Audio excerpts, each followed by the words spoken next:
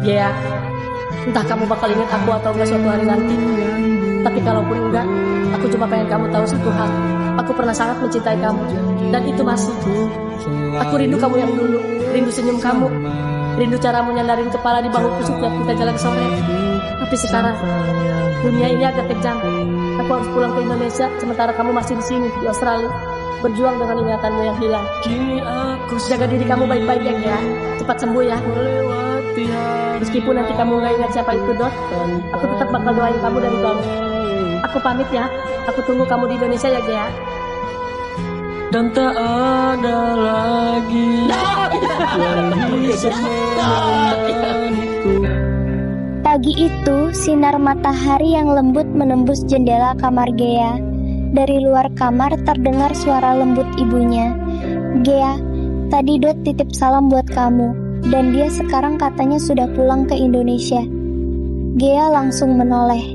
Dot, ucapnya pelan, seolah nama itu menimbulkan gema samar di dalam hatinya. Iya Dot, teman kamu waktu di Indonesia dulu, jawab ibunya sambil tersenyum kecil.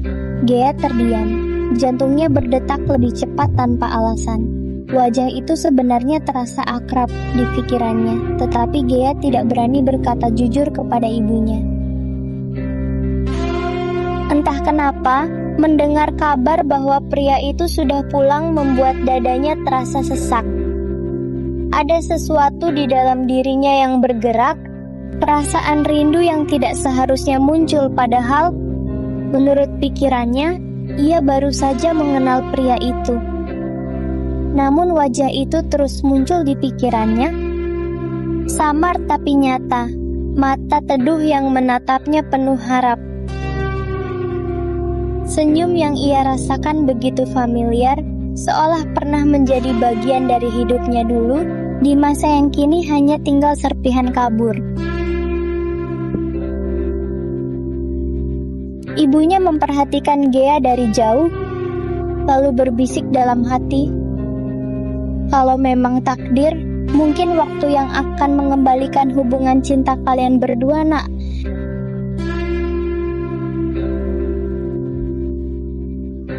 Begitu sampai, suara riuh terdengar dari kejauhan. Woi, si Dot balik bro, teriak Robi. Disusul tawa Peot dan Kona yang langsung berlari menghampiri. Mereka menepuk bahunya, menggoda seperti biasa, tapi tatapan mereka berubah begitu melihat wajah Dot yang murung. Kenapa bro? Kok kayak abis kalah perang cinta? Celetuk Peot setengah bercanda. Dot hanya tersenyum kecil lalu menghela napas panjang. Gue ketemu Gea, katanya pelan, tapi dia gak inget siapa gue. Suasana mendadak hening. Robi menatap Dot dengan serius. Maksud lo, Gea lupa sama lo? Dot mengangguk pelan. Iya, dia kena gangguan memori. Semua tentang masa lalu, termasuk gue, hilang.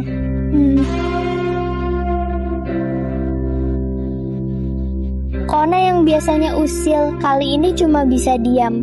Berarti perjuangan lo kesana sia-sia dong, Dot. Dot menggeleng. Enggak, setidaknya gue tahu dia masih hidup, masih bisa tersenyum, walau bukan buat gue. Sesaat kemudian nada suara Dot berubah. Tapi ada kabar baik bro. Ibunya bilang Gea bakal pulang ke Indonesia dalam waktu dekat. Keesok harinya, Dot memberanikan diri menelpon ibunya Gea. Halo tante, suaranya bergetar. Oh Dot, kamu gimana nak? Suara lembut ibu Gea terdengar di seberang. Baik tante, cuma saya nggak tenang. Apa Gea baik-baik aja? Saya nggak bisa berhenti mikirin dia. Ibu Gea terdiam sejenak. Ia tahu di balik suara Dot yang tenang ada luka yang dalam. Dot pun sebelumnya sudah bicara dengan seorang konsultan di Indonesia, kenalan ibunya itu. Katanya, proses penyembuhan memori bisa dibantu lewat terapi ingatan emosional. Dan ibunya Gea akan coba cara itu. Terapi lewat kenangan? Tanya Dot pelan. Iya, Tante akan bantu sebisa mungkin. Setelah menutup telepon, Ibu Gea berjalan ke sebuah lemari. Ia membuka album foto lama, foto-foto penuh senyum masa lalu. Gea dan Dot saat tertawa bersama.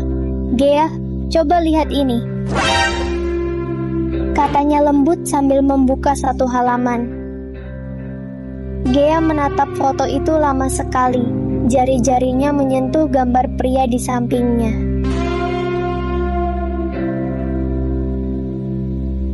Ini siapa, Ma? Tanya Gea pelan. Ibu Gea tersenyum sendu. Itu Dot, Gea, teman kamu dulu. Kalian dulu sangat dekat. Gea menunduk. Ada getaran aneh di dadanya. Dot yang datang kemarin, gumamnya. Bayangan samar mulai muncul di pikirannya. Tapi setiap kali ia mencoba mengingat lebih jelas, kepalanya terasa berat, seperti ada kabut tebal yang menutupi semuanya. Kenapa di foto ini, aku pernah punya kenangan seperti ini? Pikirnya dalam hati. Dan di antara bisikan malam yang sunyi, suara lembut seolah terngiang lagi di telinganya. Aku cuma mau kamu ingat, Gea, dengarkan hatimu. Dan yang pasti, mungkin ini belum akhir dari kisah mereka berdua. Mungkin ini justru awal dari perjalanan baru yang lebih berarti. Dan buat kita semua yang sedang berjuang dalam diam, yang menunggu tanpa kepastian, ingatlah satu hal. Jika sesuatu memang untukmu, maka seberapa jauh pun, seberapa lama pun, ia akan menemukan jalannya untuk kembali. Semoga siapapun yang mendengar kisah ini belajar bahwa cinta sejati bukan hanya tentang memiliki, tapi juga tentang memahami, mengikhlaskan, dan mendoakan. Karena terkadang cinta yang tak diingat masih bisa terasa oleh hati yang tak pernah berhenti berharap.